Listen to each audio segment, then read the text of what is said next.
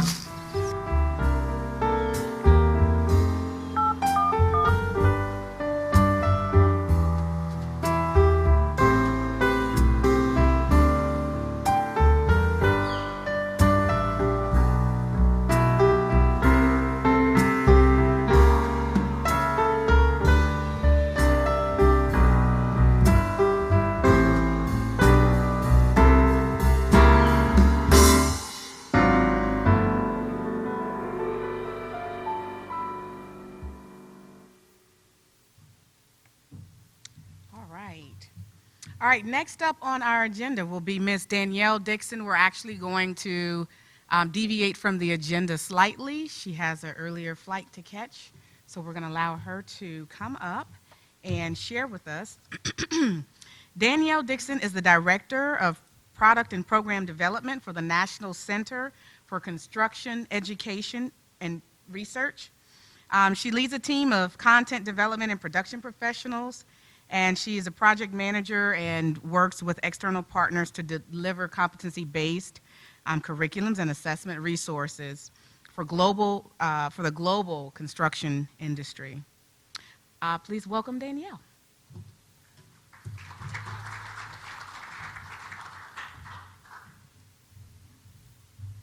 Thank you. Good afternoon, and thank you also, Dr. Murray, for inviting us here. I think we're very honored and privileged to be among you all. And also joining me today is my colleague, Danielle Burney, so it's the two Danielles. And Danielle's also the manager of accreditation programs at NCCER. So today what I'd like to talk about, well, I've got some bullet points, really about who we are. I don't know, have any of you heard of NCCER? Okay, we've got a few. So we'll talk about us, just who we are, just a brief overview, our scope, our scale, how we got involved with Pipeline to begin with, the partnership that we're enjoying right now with PHMSA. And I know that next to my name is some discussion on excavators, but really it's excavators, excavation, and how we really tie into training. Training is really key to what we do at NCCER. And then we'll just kind of wrap it up. So just a bit about who we are. NCCER is the National Center for Construction Education and Research. We actually go by our acronym now because we are an international organization. We were founded in the early 90s by large industrial construction companies who lacked a uniform method of training. So unlike the unions, for example, that had their own apprenticeship training, there was nothing out there for the larger industrial contractors with standardized training. So we were founded to develop the standardized training as well as assessments for that industry.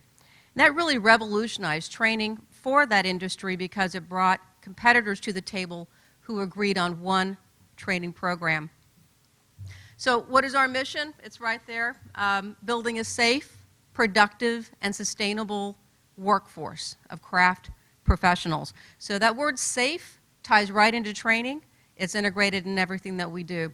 Our vision is to be universally recognized by industry, by government, as the development standard, the workforce development standard for construction, maintenance, pipeline, we're in maritime now, industries. So this just shows you some of the areas that we're involved in. Construction was really where our basis is, but from there, maintenance, power generation, power distribution, sustainability, pipeline, safety, management, maritime. Those are all the industries that we touch right now. So we are for the industry, and we also say that we are by the industry. And why do we say we're by the industry? Well, we're by the industry because industry really guides us in everything that we do. So our training, our programs, by the way, Pearson is our publisher, is not developed by someone who's been teaching fluid dynamics for the past 10 years, right? We have subject matter experts, those who are doing the jobs day in and day out, to define what those competencies are, to define what's needed out there in the jobs and in the market. Okay. Also key to what we do is we provide portable training. So that means anyone who receives training through us and through our accredited sponsors can go anywhere in the country, and now really internationally, and receive recognition, because that is just how well known the credentials are. So transcripts, wallet cards, these are awarded upon completion of our training programs. A little bit about our scope and scale. When we talk about scope, these are all of the organizations that deliver currently our training. So government, departments of education are sponsors of ours, correctional authorities, state licensing agencies, Job Corps, Youth Build, and then you look at the owners, pipeline contractors, really across the scale, the spectrum of those who deliver training, and education as well. We are again in 50 states, all states, and in 19 different countries right now. In fact, we've been focusing a lot on translations recently. And this just gives you kind of a big picture of who we touch. On a yearly basis, since we really began, around 6 million students as far as we can gather from the data. Now, our organization, those who teach our programs, are accredited through us, but because we're a 501c3, anyone can use a program. So there's a difficulty in tracking who exactly is using them, but this is the number that we can gather so far. Our training completions, we're around 13 million right now and growing. And that is, again, because of the scale is increasing. So how do we get involved with your market, with your industry, with pipeline? Well, it all became about in the operator qualification rule, or with the OQ rule. And we all remember kind of the impetus of that, right? So after a major incident, this rule came into effect. And of course, what were the major outcomes? Operators had to qualify their personnel, and personnel had to be able to recognize and react to abnormal operating conditions. Key points of that regulation. API publishes a document which is referred to as the publication 1161, that's a recommended practice. NCCR, we actually partnered with the American Petroleum Institute at that time, back in 2002, 2003. And we developed the OQ methods for API. And of course, the Department of Transportation established PHMSA to enforce the regulations on safety, reliability, and environmentally sound operations. NCCER, because again, we are a not-for-profit, we're guided by steering committees. So we have a board of trustees. We also have councils that preside over each segment of industry that we develop training and assessments for. So we have a Pipeline Users Council, and our Pipeline Users Council is comprised of operators, contractors, government, service providers. So you'll see names, of course, of some familiar operators, some of them who are in the room. And of course, PHMSA now is a standing member on our council, and we're very, very pleased to have them on board. Service providers, ISN, you may be familiar with, and of course we have a number of contractors.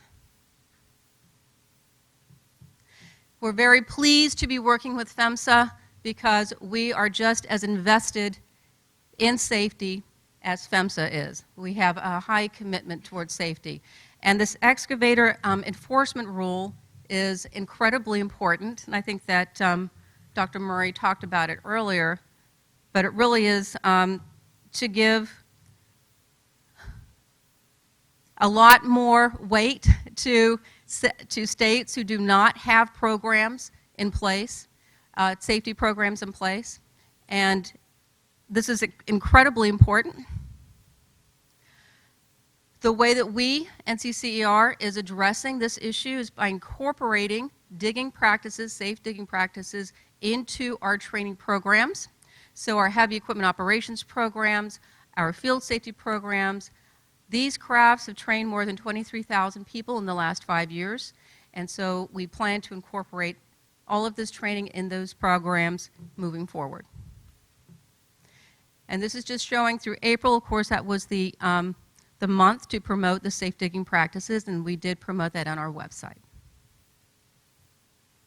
Another way in which we're kind of working with PHMSA and working with the qualifications, I think everyone has heard about the new rule coming up, which is very important.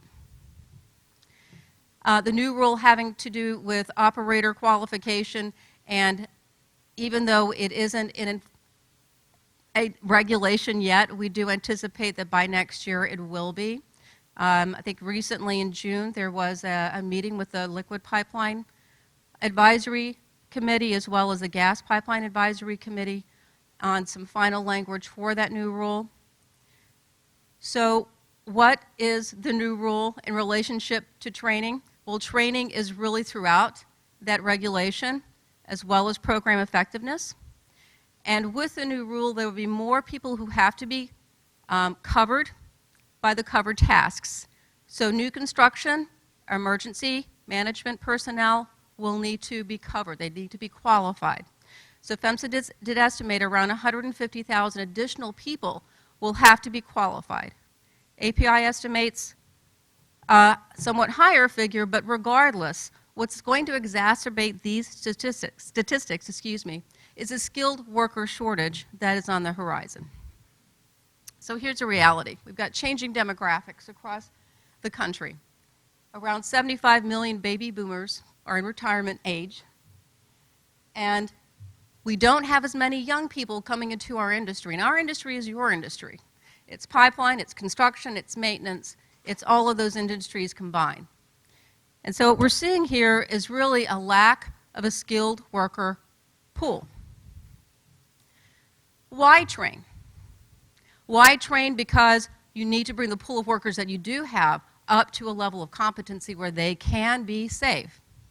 And here's some other statistics that are pretty compelling. This is some research that was done by the Construction Industry Institute, and as you can see, regardless if it's a new project or a maintenance project, productivity up, turnover cost down, absenteeism down. Look at the injuries, the reportables, and the rework. These are really hard numbers to argue with. Training is key. It is important to safety as well. And if you take a look at the workforce trends, and these are international numbers, this is done by the Manpower Group, still the hardest jobs to fill from 2014 to 2015 are construction crafts, construction maintenance crafts. So still, today, in the fourth consecutive year, skilled trades are the hardest jobs to fill. So you'll see we did bring some of our collateral with us. We do have it on the tables out front. You may have also seen some trading cards. Those trading cards have the crafts. In fact, I think there's a pipeline trading card in there. On the back of each of those craft areas, skilled trades, you'll see what the earnings potential is. You'll see what the career opportunity is. There are other pathways to prosperity than college. So that is something our organization, NCCER, does as well, as we do promote the crafts, including pipeline, as a career choice. So we really need to plan for the future and attract young people into our industries. So with training, we bring results, and we think that, with the new rule that's upcoming, that's going to highlight training more and more within this industry as well. And that's all I had. Thank you.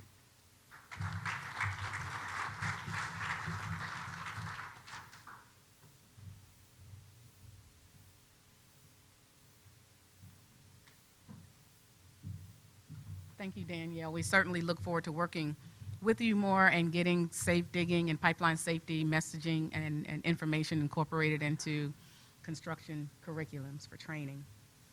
Next, we have Mr. Robert Hill from Brookings County, South Dakota. He's the development director, and he actually works with planning, zoning, drainage, and emergency management. He's been employed by Brookings County for about 17 years, and he also was a member of our Public Awareness Program Working Group.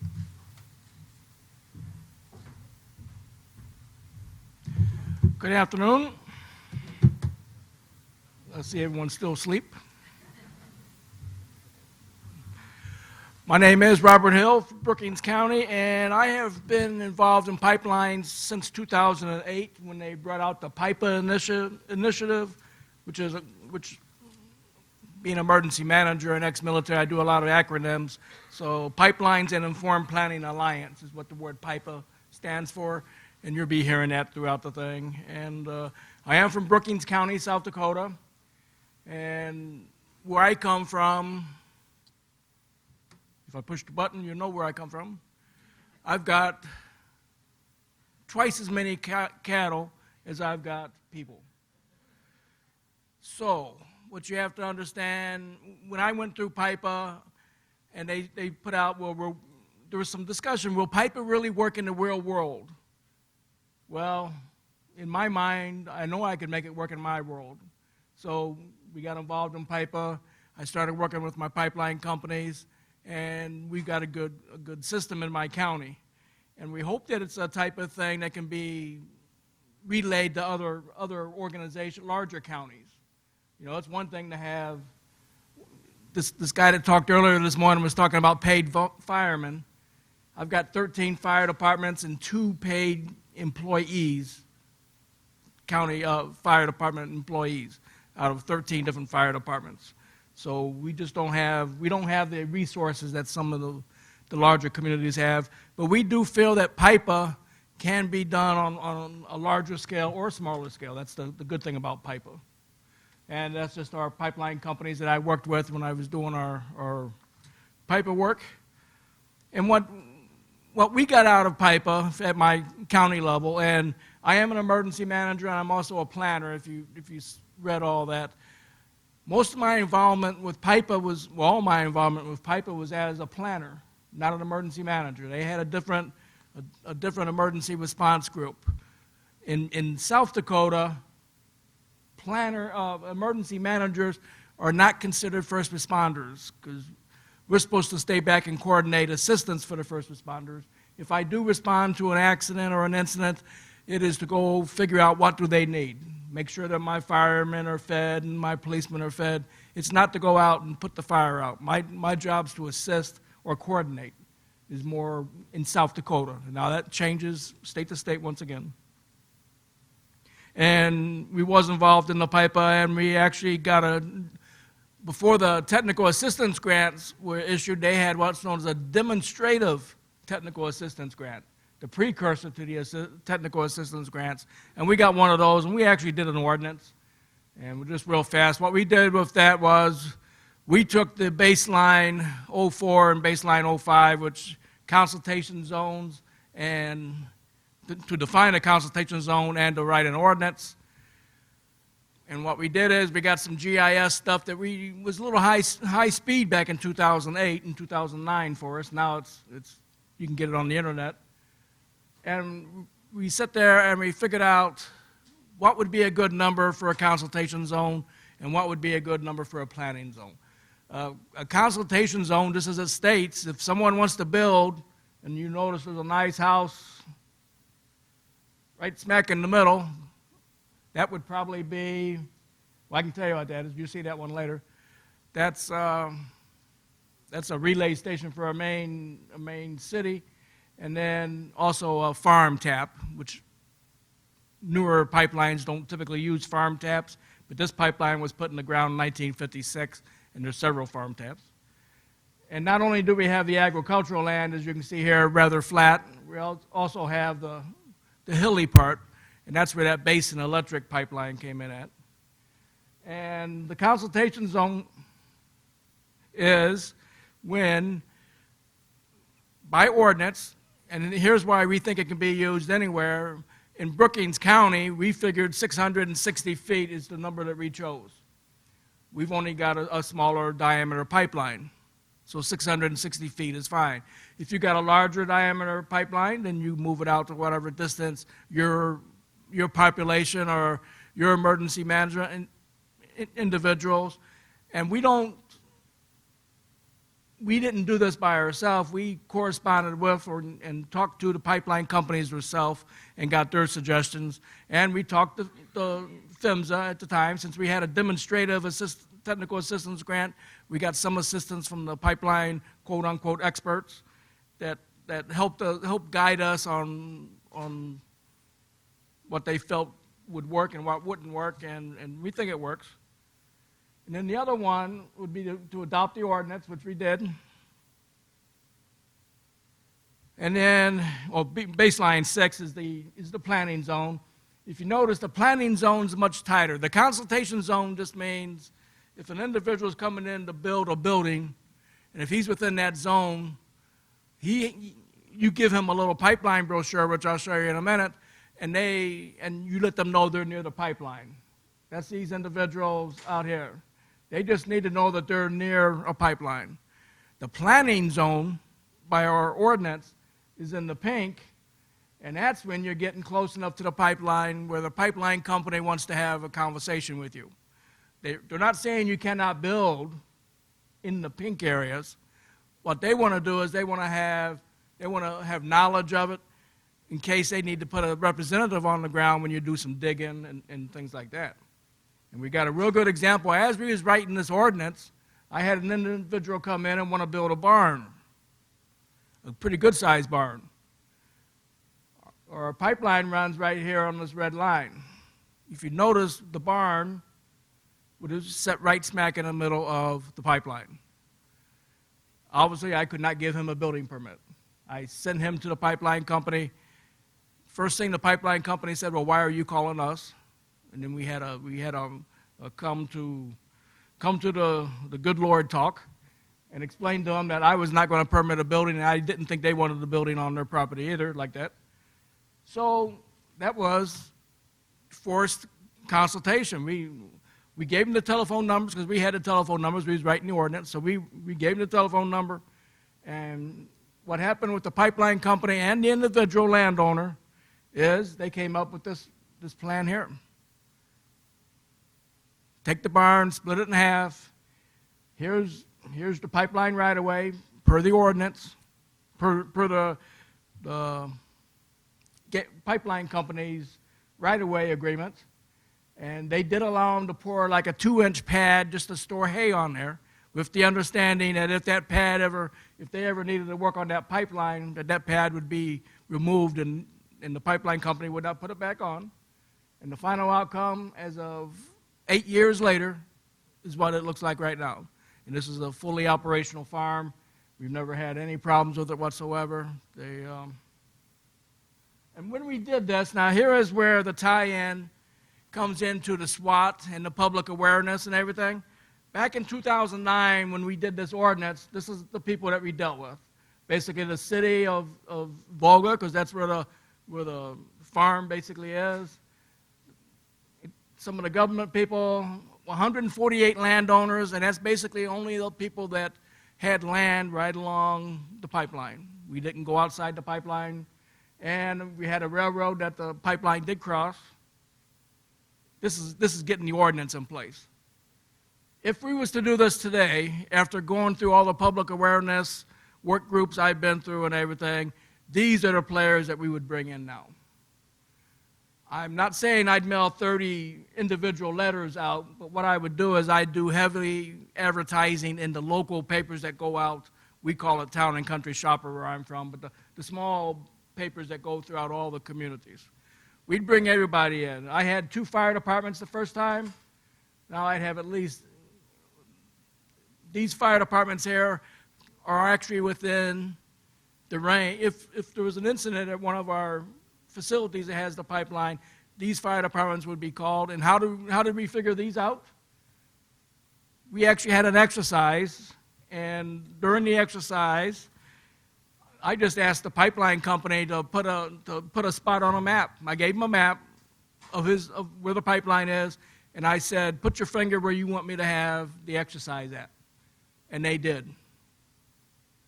And when I thought it was this particular fire department, come to find out it was a fire department in another state. The state of Minnesota had to come in on us. So it's amazing what you find out on exercises. An exercise should not be something that people get scared of. I've got two gas lines, and as I heard earlier today, someone said some gas lines got 30,000 miles. This one's got 16,600 miles, and they've got about 20 miles in my little county. So they don't come to my county every day. How did I get to work with them? They've got a developer's handbook that I got offline, and I actually got it by working with the PIPA and the public awareness. I learned who to talk to at the pipeline company. We have the meet and greets that people were referring to on the requirements for the first responders, which I do get invited to. I get like 8 different invitations to these things because of all my job titles. They send one to every job title, and then they duplicate them. So I usually end up with 8 to 10 don't ask me why, but I keep telling them, and they send it. They're good. PHMSA can ask me anytime, do they notify me? Yes, they notify me. So I've never not been notified. And then the Basin Electric Power Cooperative, they've got just a little 300 megawatt, not little, but a 300 megawatt power generation station where they brought in a transmission pipeline on us. And they do the public awareness, just like I have to do the public awareness. If I'm doing an ordinance update or ordinance adoption, I've got to notify the public in writing along the area, and so do these companies here. And they do a good job at it. And then what we did is we took what, in this case, Northern Natural Gas had, Basin Electric Power Cooperative, and then we put it into our own book. And this is what my technical assistance grant paid for. And back then I had a different address, but call before you dig. That was the main focus. We wanted people to do that no matter what. The title of it, of course, was land use within the Transmission Pipeline Risk Reduction Overlay District for my county. And then the second page, you've seen this before, haven't you? That's one of the slides that we had. That's in every handout that I give to anyone that's within that consultation zone. And then we've got the actual planning area WIFs, and we've got the point of contact to include their 1-800 emergency numbers on every flyer that we pass out. And as I stated before, in South Dakota, a public official, I'm considered a public official instead of an emergency responder. But there are ways, by me being an emergency manager, I work day to day with the emergency response people. And we've got 2 things in the county, a state such as South Dakota, and I'd venture to say probably 48 out of the 50 states probably have these, if not all 50 states, a local emergency planning committee.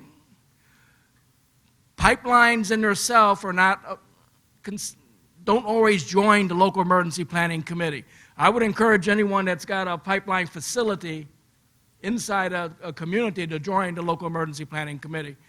It's a good opportunity because the fire chiefs are there, the city managers are there, the emergency managers are there, and probably more important is the county commission or the city council is also a member of the local planning committee.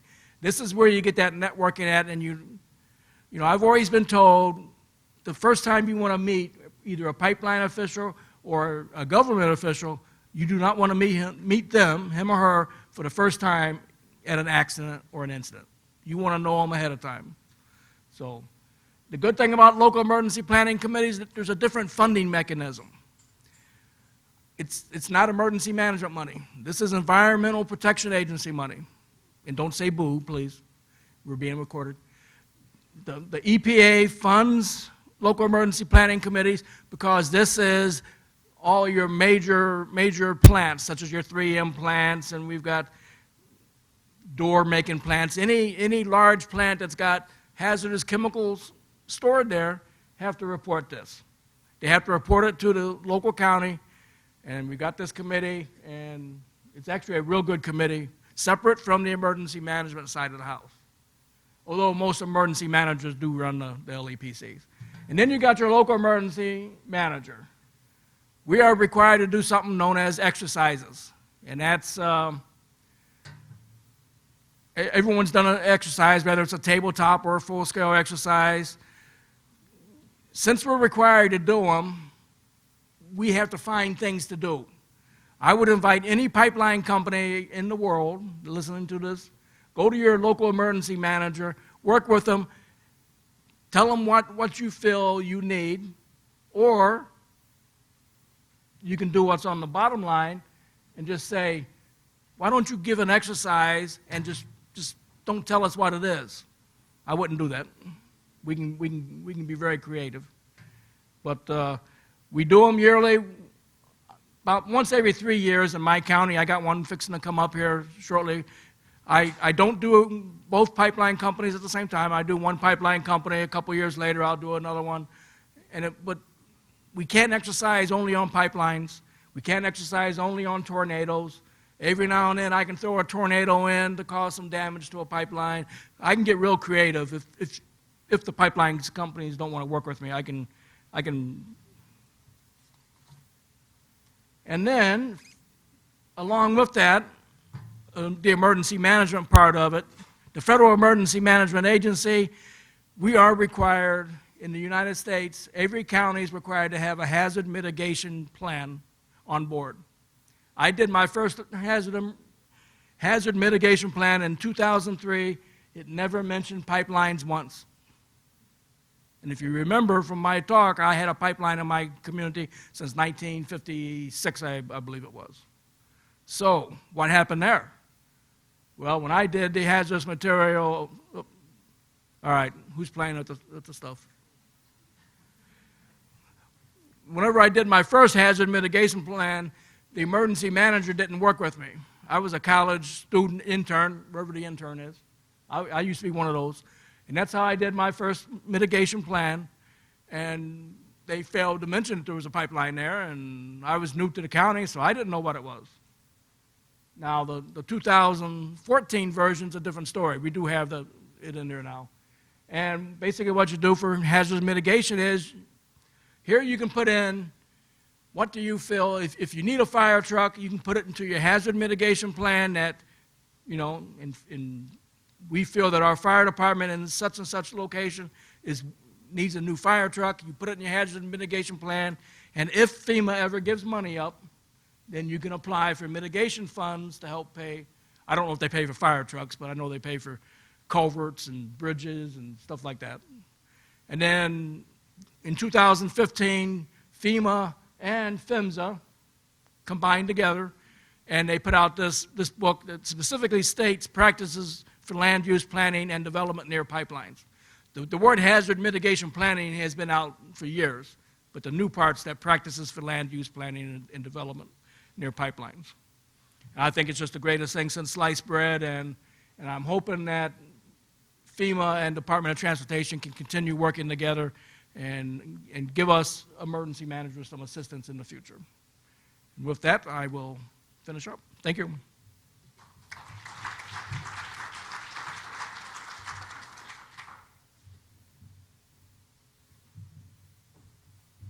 Thank you, Robert. Next up, we will have Ms. Rebecca Craven, who's the Program Director of the Pipeline Safety Trust, join us. Rebecca also served on our Public Awareness Program Working Group, and she also participated on our PIPA communications team that Robert spoke of a moment ago. Ms. Craven regularly works with local governments in development of pipeline safety ordinances and responds to requests for pipeline safety information from concerned citizens, media outlets, local government, as well as contributing to the efforts of the trust itself to help improve pipeline safety policies at the state and federal level. So let's welcome her.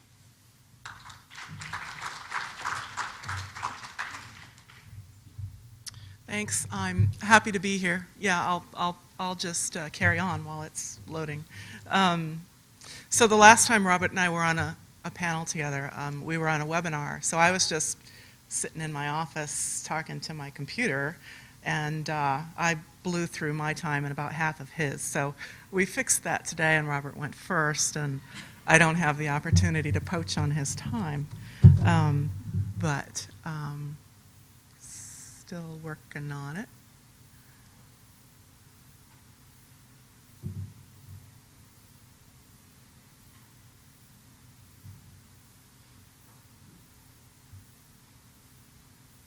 Good to go. Okay.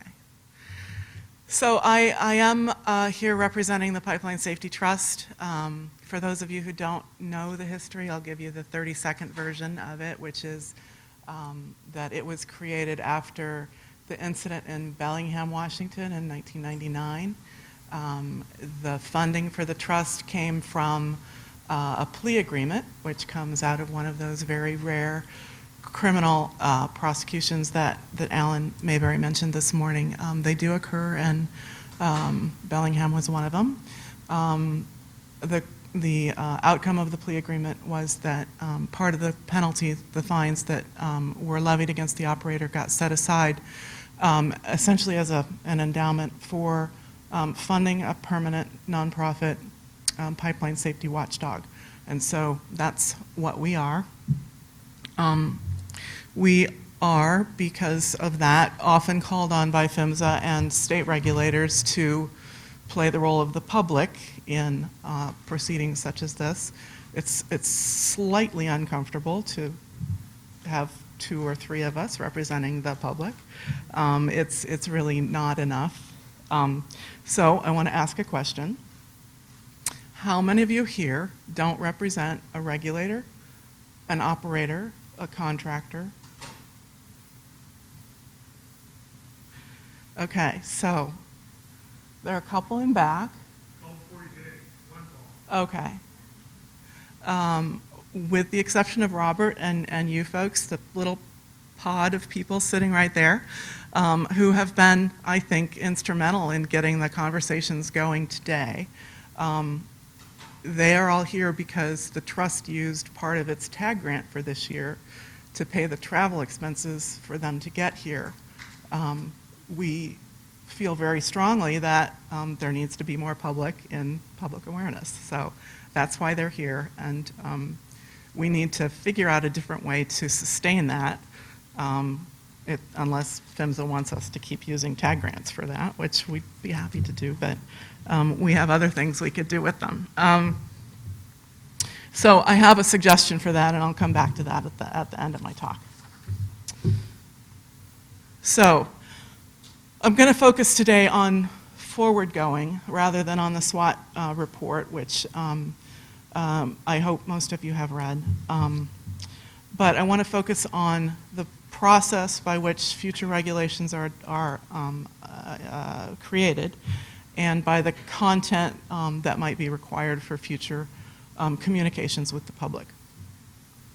And I want to focus on going beyond compliance with 1162. I think 1162 and the regulations that incorporate it limit us too much. And part of that is because the public is different than it was in 2003 when these regulations were adopted.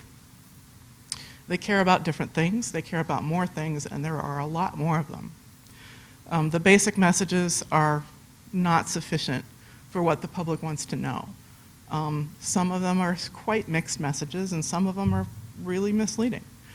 And there are a lot of missed opportunities, and these show up in the SWOT analysis, for improving the education and creating communication with various aspects of the public that are lost by focusing narrowly on complying with the checkboxes in 1162. So in comparing the public, this is one of our executive director's famous cartoon pictures of what the public's pipeline awareness was, 15 years ago, roughly. There weren't a lot of people paying attention. And on the right, you'll see pictures that you're all familiar with. There is a lot of the public that's very concerned about a lot of aspects of things related to pipeline, whether it's environmental damage from spills or people getting killed by explosions or energy policy generally in the United States around fracking or oil exports or new pipeline construction. There are just a lot more people paying attention to a lot more aspects of pipelines.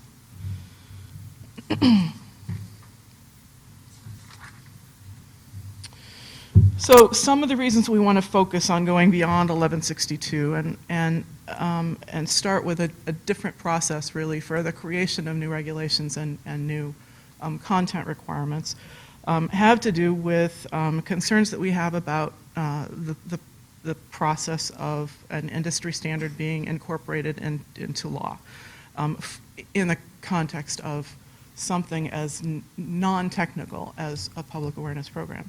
So identified target audiences weren't included as voting members for development of the practice. One of the basic reasons that the government encourages the use of industry standards to be incorporated into rules is that sometimes industry standard making organizations have significant technical information and expertise in a particular area, and that isn't a particularly good match to the situation that we're dealing with API being the development organization for a public awareness standard. Programs, public awareness programs, or even an example of a full public awareness program aren't available to the public. So interested stakeholders can't really comment and review on a program as a whole. What they see is the individual mailing or the communication targeted at them rather than the program as a whole.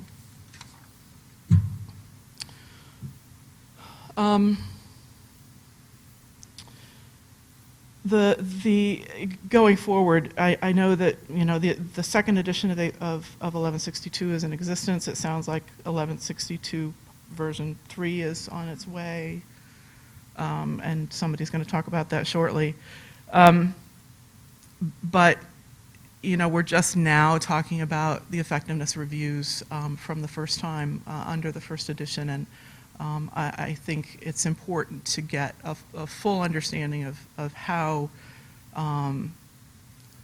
the existing rules are being implemented before the regulator has a chance to figure out how they want to go forward.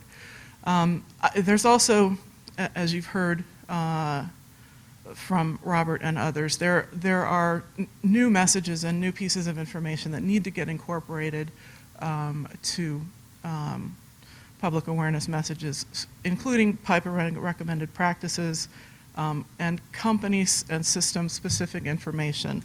After San Bruno, the NTSB issued a recommendation in their accident report following the explosion that, and Don mentioned it this morning, that the fire chief said he didn't know those lines were there.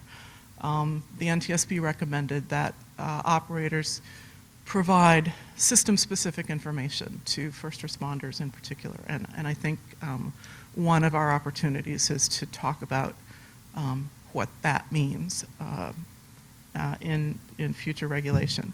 And finally, we need to talk about better integration of public awareness programs with other operator public interactions. So I have a guy who calls me about twice a week from West Texas, and he can pretty much cite most of the gas safety regulations. He's a farmer. He's got a gas line on his property. He's had an ongoing fight with a large operator for 10 years, let's say. He got a letter from the operator telling him that there was going to be a close interval survey on his property, when they were going to be coming. And he calls me and he says, what the heck is a close interval survey? What are they surveying on my property? And the letter didn't explain it at all. And my point is, every interaction that you have with a landowner is really an opportunity to further your public awareness education process. And there are hundreds of those examples of opportunities missed for including those safety messages in your correspondence with a landowner. The other problem with this letter is that it came 2 weeks after the guys had already been there.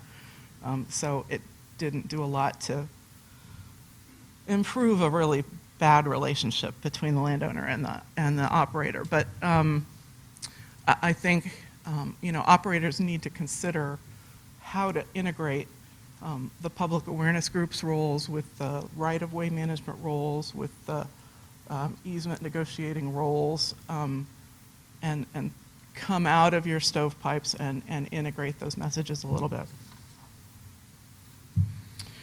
So the main messages required under the regulations are these: purpose and reliability, hazard, damage prevention, leak recognition, and so forth. They're all important safety messages. They can be delivered in a variety of ways, and some ways are going to be much more effective than others. They shouldn't be considered the only thing that operators should communicate to public audiences. The public needs to be encouraged to be safe around pipelines, but they need to understand that the notion of risk or types of hazards that pipelines represent. And that means educating them about risk, and about risk being a function of both the probability of an incident, which in any given spot is really quite low, and the consequences of an incident, which can be quite high.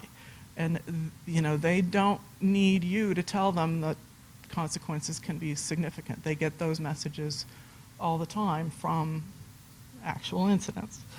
So if we look at some of those messages, I'll show you more what I mean. So this is an example of public awareness information that's currently used. Happy pictures, happy message, and at the bottom,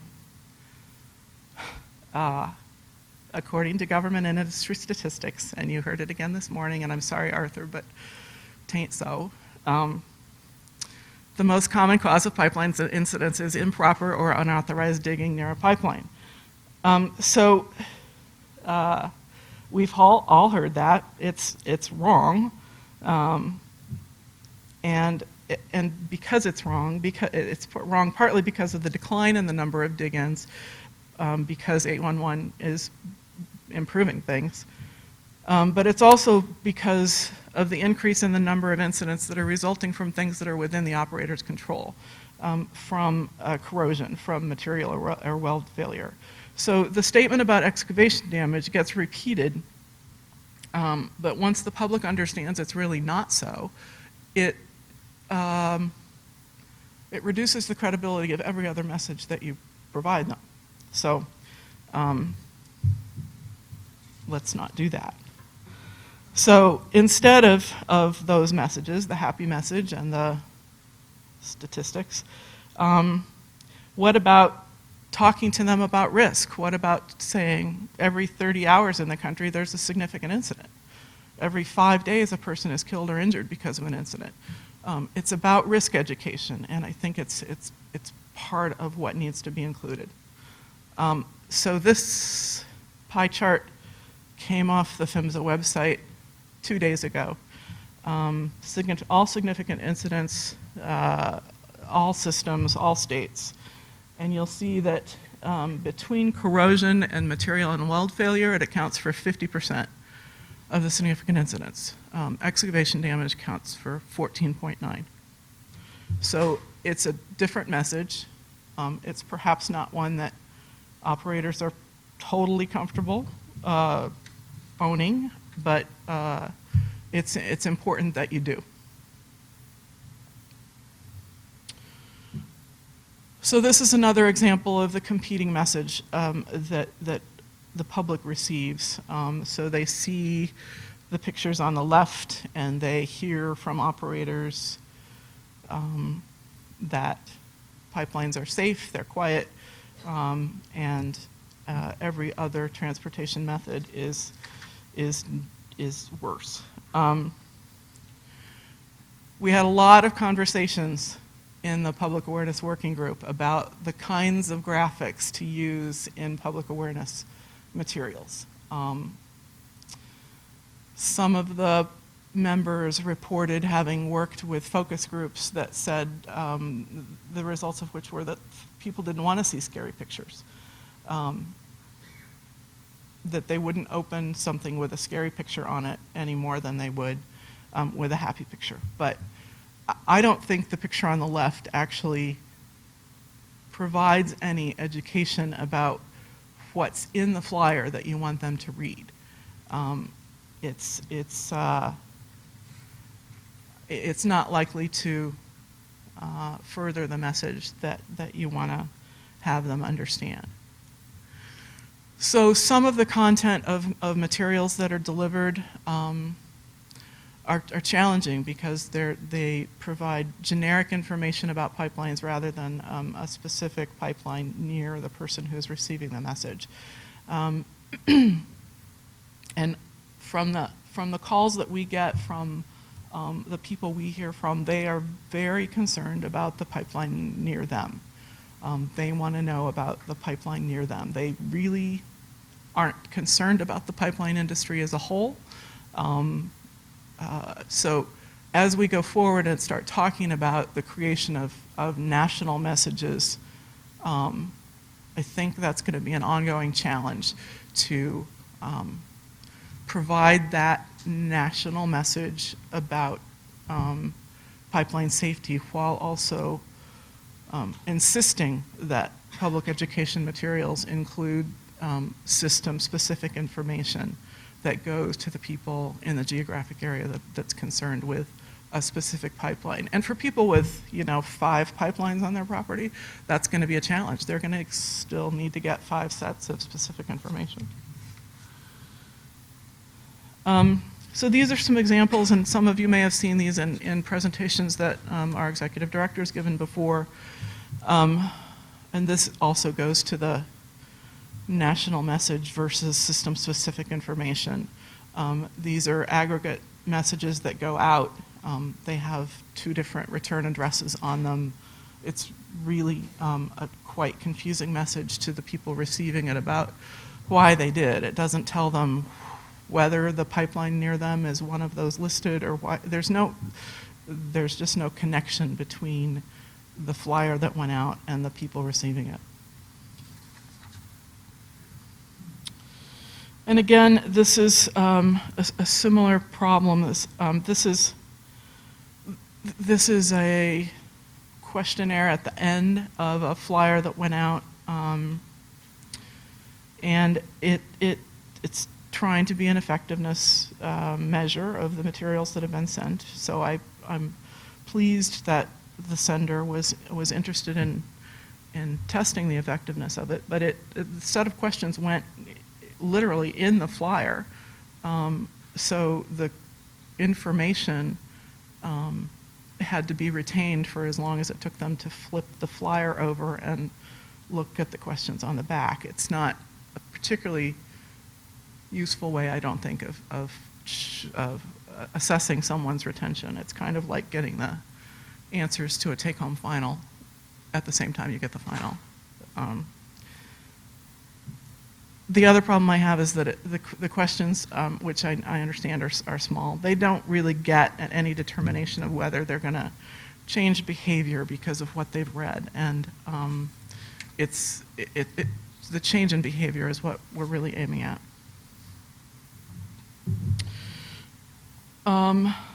An additional issue going forward is that some messages aren't targeted at a specific audience. So local public officials sometimes get the same messages as the general public. When you want local officials to do something different than you want the general public to do, you want them to talk about things like Robert has done, establishing PIPA ordinances for land use development near existing pipelines. You want to talk about maybe using zoning authority to control whether new pipelines go into areas that the community would like to be reserved for future urban growth. You want them to have people prove that they've used one call before they have an excavation permit. Those sorts of specific messages need to go to the right specific audience. So, the land of rainbows and unicorns. Our goal is a new and improved public awareness program that's educational, that's effective, and that's enforceable.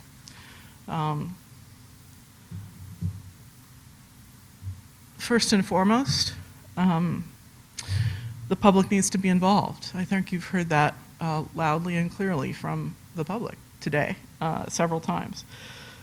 They need to be asked what they want to know.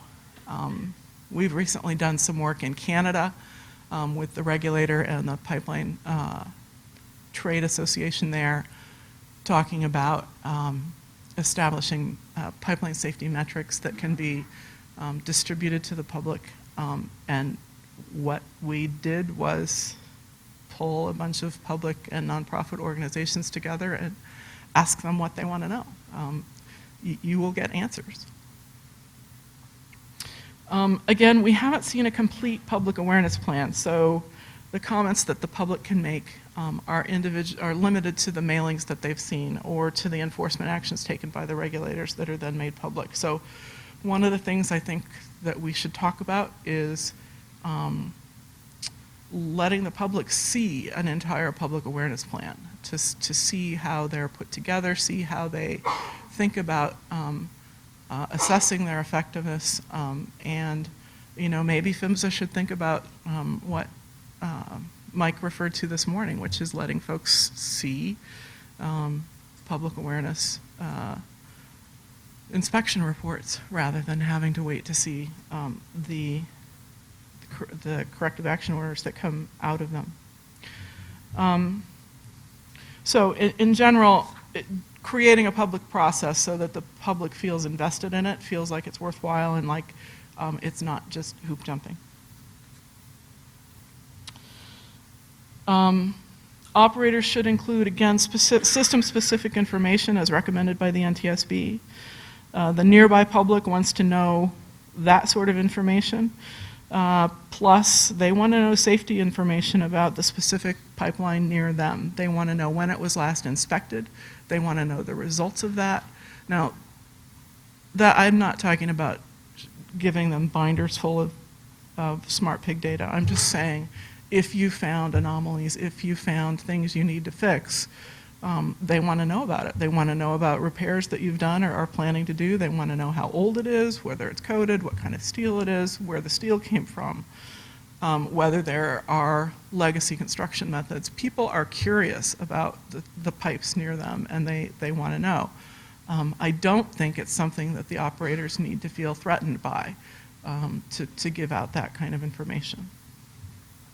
They also want to know the safety record of the operator relative to an industry average.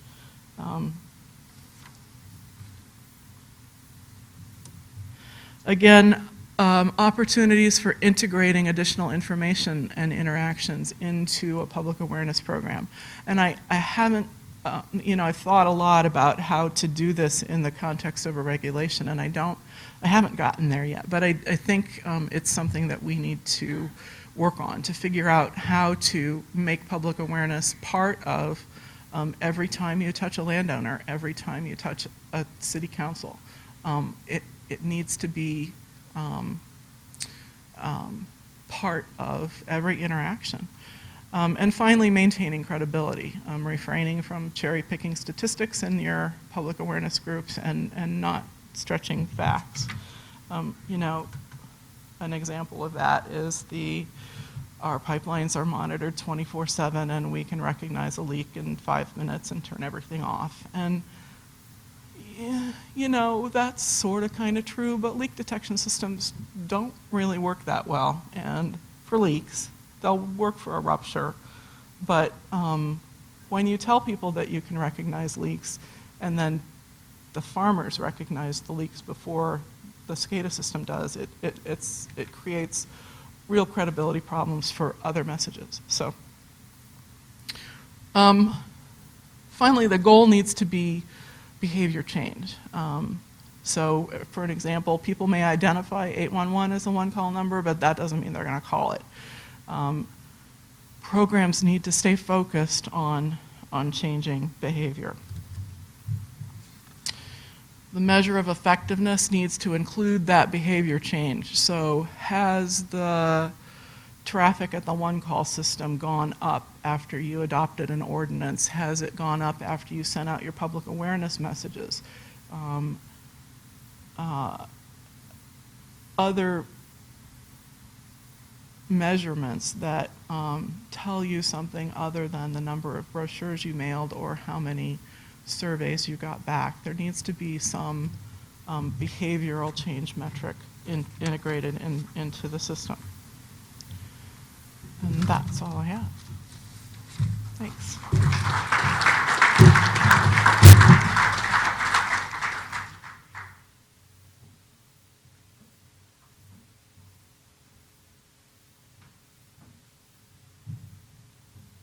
Thank you, Rebecca. Very insightful. Again, a different perspective than some that we've heard earlier, but equally valuable and important and well received.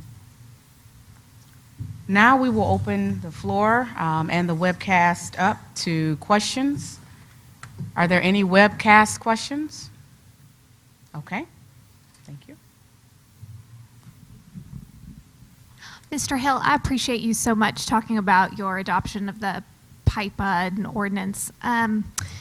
When you were putting together your materials, was there anything that you wanted from the pipeline operator that wasn't readily available, or something else that you thought would have built it out to be more robust than what we already provide, or was somewhat easy for you to get your hands on? Yep. No, when we first started, the first thing we asked for was the handbooks. And once they gave us the handbooks, and then as we got to the point where we wanted to get the PIR, potential impact radius, they was working with us. They had no problem. I did have to explain to them that I was working with PIPA and that their company had signed on to PIPA. And then that helped get the information a little easier from them. Because you have to know who to go to. You know, if I would have went to the local guy that comes out and maintains the pumping plant, I wouldn't have gotten any information. I had to go to the corporate safety people to get the information I needed. But that's fine. Once I understood what the process was, I didn't have any problem at all.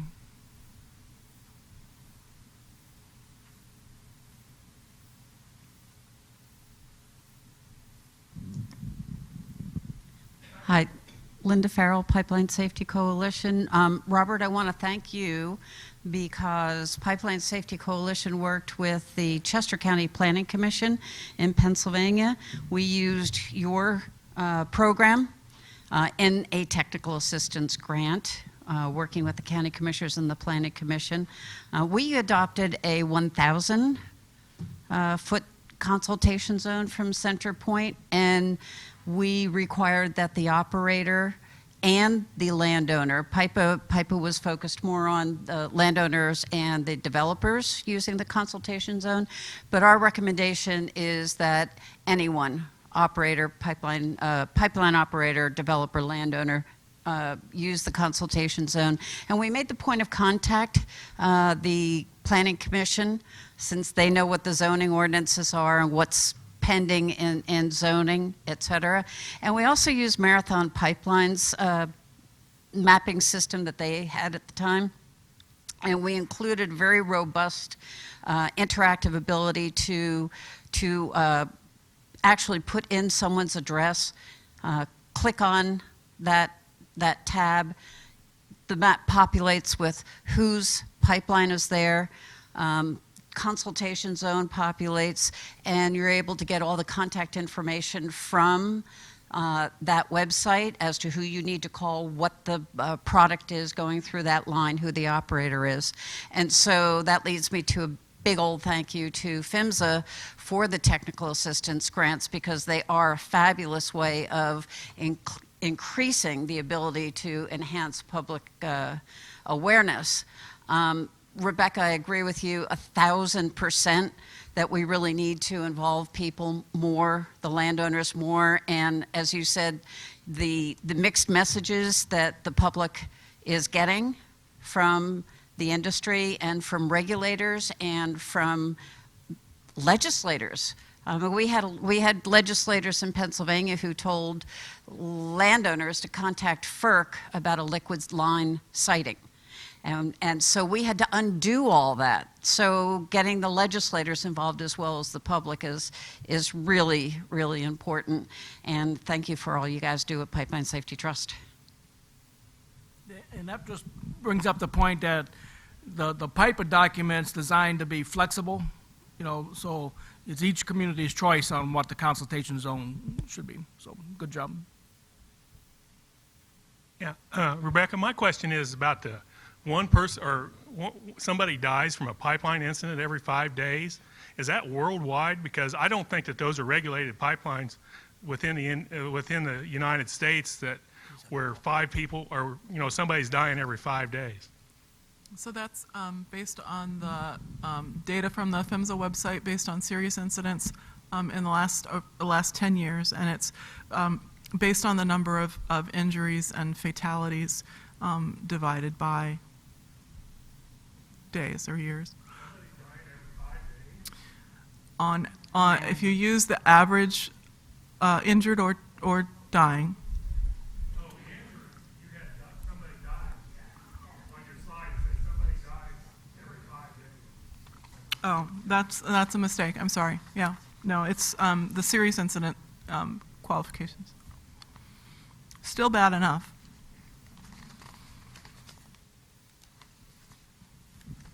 And just one comment in reference to, those are people that may be documented. There are also accidents that occur where people are harmed that aren't documented. Right. So you have to take that into consideration as well.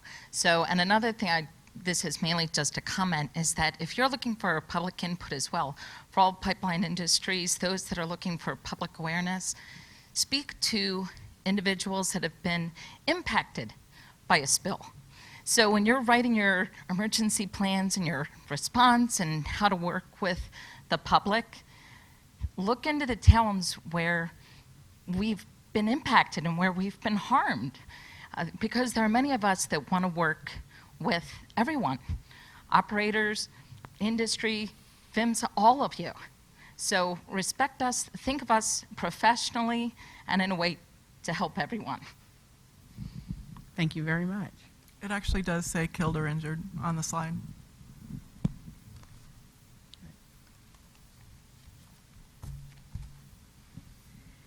Thank you for your information. Rebecca, I appreciate you in the past. Gina with Energy hi. Transfer. There's a Hi, light right sorry, there. the lights are blinding, I know.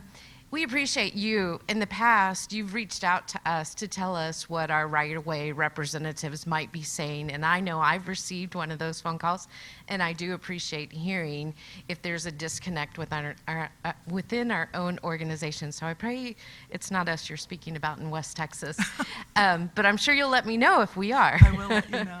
And I appreciate that. I wanted to just, you raised a lot of good points in your presentation. One of the slides you have is just a tad bit outdated. That collaborative mailing that Yeah, you showed it is. about 10 years old now. Yeah, That's a company called Paradigm who does a wonderful job in helping a lot of operators out, and they haven't mailed for dig tests or one call in Texas for at least 10 years now. So Right. that mailing has improved greatly. Yeah. It's no longer a list of all of these MESHA pipeline operators and you don't know which one to call. It is now definitely more specific. That's good. I knew it was old. I included it because I think it still represents that friction between identifying a collective message and getting the specific information to an intended recipient about a specific pipeline. So, I No, and it's definitely valid. We mailed that way 10 years ago in Right. 2006 when we were starting out. But we've learned a lot along the way, and part of it is dialogues like this, where we go, oh, okay, we understand, Right. putting a Walmart drawing or something on there may not be the right way to go. But I think that's where we're all at in this boat, in that we want to learn and we want to improve our programs, and, Right. and we appreciate the feedback. The last comment I just wanted to share is, you do represent the public, and I know we put a lot of pressure on you, and, you have funding so you can come to our meetings and represent the public. Unfortunately, you represent part of the public, and I'll just raise Christie's slide that she brought out this morning that showed how many different ways can we look at the same elephant and think something different. You do represent a portion of the public. Right. But I will say portion is the key word, because one of the things that we struggle with, and it's very real, is how to get this other group of the public that Right. just doesn't care, doesn't know about pipelines, doesn't know what a smell is, doesn't know that's mercaptan and not even really natural gas, because natural gas is odorless. So that's the challenge. Right. And I appreciate the opportunity for us to learn from each other, because you definitely are in a very different boat, and I understand that based on your situation in Michigan, And- than someone else who throws maybe a brochure in the trash or doesn't Right. come to a meeting, Right. that we invite them, that we spend thousands upon thousands of dollars to try and engage. Right. And that's where we're really at. So that's a perfect segue, because I actually forgot to include my proposal at the end, and that is, it is important to get other aspects of the public involved, and involved early in talking about what public awareness should look like going forward. And so my suggestion is a buddy system. So you all in the public awareness world have to have, we call them frequent flyers, people who call you really often. And my suggestion is that each of you pick one of them who has, responsible, legitimate concerns about your public awareness program or public awareness programs or pipeline safety in general, and pay for them to come to a meeting. Just pay their travel expenses. Bring them along. If you can engage them at that level to get them to share their concerns in this kind of a forum, that's my next best shot to. The other option is something like the Canadian system that the NEB uses in pipeline permit approvals. They actually pay for interveners' costs of participation. We'd love it if PHMSA would emulate that, but there aren't the same sort of permit requirements in the U.S. for that. But on public awareness programs like this, it seems to me that it's probably going to be up to the operators to figure out a way to find sustainable funding to get the public involved, and you have to pay their way. Otherwise, you're asking people to take 2 days off work and their travel expenses to come, and it's simply not something they're going to be able to do. But their input is really, really important. Thank you. And I'll add to the comment about the sample brochure, even though that particular one may be 10 years old. When we went out and looked at public awareness documentation with our inspections, we still saw very similar approaches. This is probably 2011, 12 timeframe I'm referring to, but we still saw similar examples of that still taking place. And I guarantee you, if we go out now, somebody is still using that approach. It may not be collectively, but there's still a few that are still using that. Michael O'Leary, Portland, Oregon. And just again, to bring my kind of West Coast perspective to this, in Oregon and Washington, when we manage our fisheries for quotas and when the seasons open and close, we jointly decide with the Native American tribes how we regulate our natural resource. And we didn't get there overnight. There was lawsuits, there was tension. There's tension this year in the state of Washington big time. That being said, because of my fisheries experience, I'm used to seeing Native American representation in important meetings that involve the public. And I haven't heard any here today, and if there is a tribal representative, I want to totally throw the mic your way and say, please speak up and contribute to my understanding of what your concerns are. And if not, then I just know as a good ally, I need to speak up for my friends when they're not here. And to sort of question, what are people's attention to Native American tribal government issues about pipelines that cross reservations and about pipelines that put treaty trust obligations in their own risk. I know those nations like to be treated like nations, and I know that those nations have particular ways of doing business, and I know that I think we as settlers should give them their due regard and invite them to this meeting and figure out how to get them here and figure out how to make a chapter in your next pamphlet apply to them and see pictures of them in your brochure. And so I just want to raise that for the group because I'm not hearing it from anybody else, but I think we could learn from that participation and I think it's the right thing to do. I think that's an excellent point. And I think there are certainly opportunities to bring them in, as you suggested, involve them more, make sure whatever messaging and communications and information we provide is targeted to some of their unique concerns. So I think there's more we can do moving forward. Thank you for that. Yeah, excuse me. I want to share a very good experience we had about how important it is to reach out to your stakeholders. We had a focus group with 12 school officials or principals, and we asked them the question of the mailing that we send you, how many of you open and review the material? Not one of them had reviewed it. So what we said is, okay, what would make you open it and make sure, because this is important information? And they told us two ways. One is send it to my boss, because I will read whatever comes from my boss. Anything I see from the company, I think it's advertising and I'm not going to read it. And the other thought they gave us is, look, if you put something in there that says this is for the safety of our kids or something meaningful that really makes it stand out, they might read it. And so we changed our approach based on that feedback we got from that focus group. And I think it was a very eye-opening experience because here we think we're sending out the information. And the key question is how do you get people engaged to read it? And obviously the other thing is to change their behavior.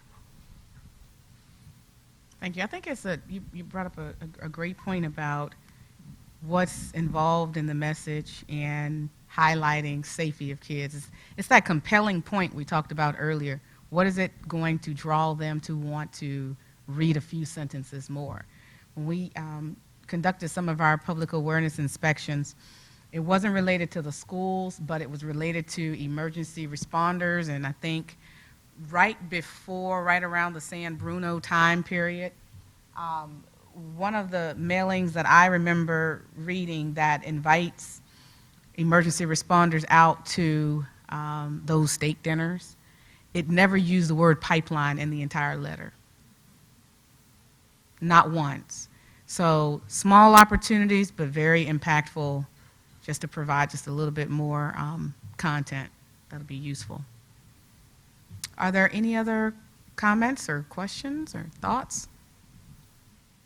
Linda Farrell, Pipeline Safety Coalition. This fits into the messaging, and it's not related to mailings, but one of the things that we see done by the industry in messaging is changing the name of a pipeline project during the course of vetting the project and vetting where exactly the project's going, vetting the permits that are required. And I'll give I'm sorry, but a perfect example. In Pennsylvania, there's a Sunoco hazardous liquids line that started in 2014 as the Mariner line. Somewhere in mid-2014, there was talk of it being the Pennsylvania pipeline. It reverted to the Mariner pipeline, Mariner 2. I see people shaking their heads. Mariner 2 and Mariner 2X up until about a month ago, the public was answering any correspondence they got on the Mariner 2 and the Mariner 2X pipelines. The DEP permitting process began after about a year of completedness requirements being achieved. And upon submission to DEP, the pipeline project is now called the Pennsylvania Pipeline. And so landowners are calling us and saying, this is the Pennsylvania Pipeline, it's not the Mariner 2. Now, I will tell you that in the DEP permit, it does say the Sunoco Pennsylvania Pipeline Project / Mariner 2. Now, Mariner East 2. But this is very confusing to a landowner or legislator or anyone else in the community to the mixed messaging of the title of a pipeline project is very confusing, and it does not instill confidence on the part of the landowners in feeling that they are not being disenfranchised by a sudden change in the permitting cycle of a project. And so I'm not sure exactly how that would be addressed, but I think it certainly fits into public awareness and perhaps in what we're talking about in a more consistent messaging as not a recommendation, but a requirement. Because that's one of the things that I think we all know. PIPA is wonderful. The project that we did in Chester County, the pipeline notification protocol and the mapping system that we created, fabulous stuff, but they're all recommendations. And so that push that Rebecca was talking about from recommendations to regulations would be a great idea in that part of messaging. When can a pipeline project stop changing its name? Sounds like it needs more clarification and more due diligence to look for consistency and stability with that. We'll take that. Just after hearing so much about inadequacies in some of the operators' public awareness programs, I'm wondering what were the consequences for them? Are there fines? Well, now I noticed a lot of time you said, well, we weren't clear enough, so maybe they weren't sure what they were supposed to do, but it seems to me at some point there should be some negative consequences for not doing an adequate job with public awareness, since that can result in danger to the public. Thank you. Absolutely. There were many cases, as Karen Gentili pointed out in her presentation, where we actually went forward. Just to clarify, when we say that there are opportunities to clarify certain things, some aspects weren't clear, that is true. But I think there was enough about public awareness and the basic intent for communicating with stakeholders that was pretty solid. And having said that, when we went out and inspected pipeline operators, we did use our enforcement tools that we existingly have with corrective action orders, notices of probable violations, and other penalties to push forward the message that this is important issues that need to be addressed moving forward. So we did use our enforcement tools when we had situations where there were clear and blatant examples of non-compliance, whether no written program existed, there were major flaws with the programs and how they were implemented, inability of the operator to actually assess their program for annual audits and build that back into their program. And the first time around, with the program effectiveness evaluations, we really targeted those who did not perform a program effectiveness evaluation at all, and those who stopped short with just surveying, but they didn't take the time to analyze their results or to identify ways to make improvements in their programs. Those we generally went forward with some level of enforcement activity. Thank you. Jeff Insko, I'm a landowner from Michigan, and hi Gina, we've met before. I'm going to talk to Gina, but I think this is broadly applicable. That's okay, yeah. Gina's now officially a part of our panel. So, the challenge of reaching those landowners who don't care, and I've heard this from other operators. I think one way to confront that challenge is maybe to relinquish the assumption that there are lots of people that don't care, or to consider what lies behind the assumption, and maybe I think even, if you'll forgive me, the tacit judgment implicit there in the idea that lots of people don't care. I mean, you know, we all have busy lives. We all get a lot of crappy junk mail. And if one of those things is from a company and I throw it away, I'm not sure I'm someone who doesn't care. The other thing, though, is it's also worth considering the ways in which you guys encourage complacency on the part of landowners. So if you send them lots of mailings, and Rebecca gave us examples that say, hey, everything's cool, everything's fine, it's the quiet little neighbor, you got nothing to worry about, you're essentially training people not to be interested in care and to take a more active role in pipeline safety. So that may be just a way of overcoming that challenge, is to think maybe it's less of a challenge than it appears.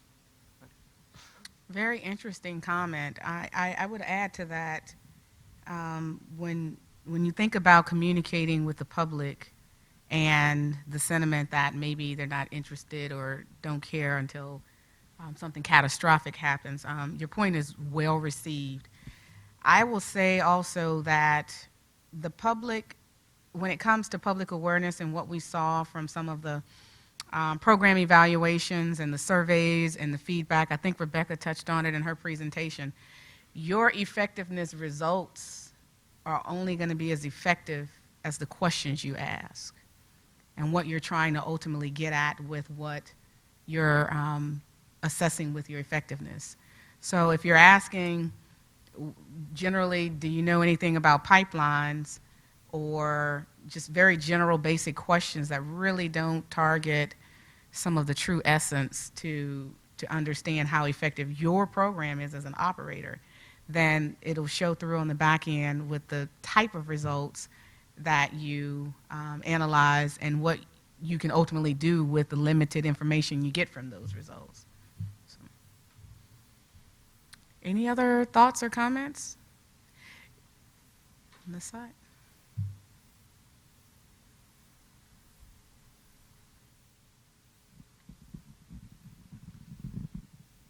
Thank you. I'm Robin Boyd, and I work for Pico Energy and Philadelphia Utilities.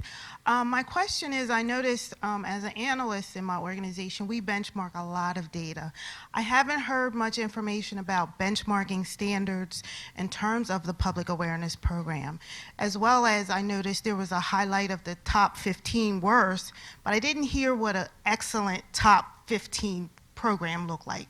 Can you speak to any of that? Well, number one, what I showed you was just our internal strategy, and I wouldn't classify those states as worse. I see those states as states that we certainly want to provide more support to help improve the quality and the enforcement with their programs when it comes to outreach. So by no means do I want anybody to walk away from here thinking that PHMSA is saying there's better and there's worse. There's those that need immediate attention, and then there's those that are a bit more self-sustaining. It's like going to an emergency room. You have the triage, things that you have to take care of immediately or it's just going to go flatlining, and then there are things, other patients that need more preventative care and other needs, and I hate to use that analogy, but that's kind of how we see it. So I don't want to, my staff who helped create that model was very insistent that we don't necessarily use a worst, best sort of a situation.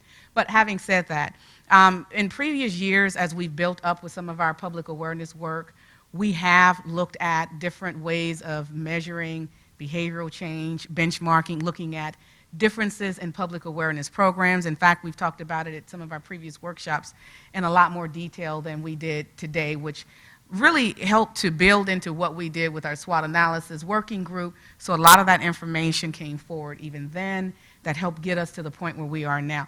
Now, I certainly believe there's room that we can do more of that, and I think we should take advantage of that as we particularly want to target, take more of a risk-based approach to how we go about making some of the changes we've talked about with public awareness. Benchmarking, looking at more analysis will still play a part in that as well moving forward. Thank you. Any other questions? Okay. Well, let's take a 15-minute break. It's just about 5 minutes to 3 o'clock your local time. So we'll come back at 10 after 3.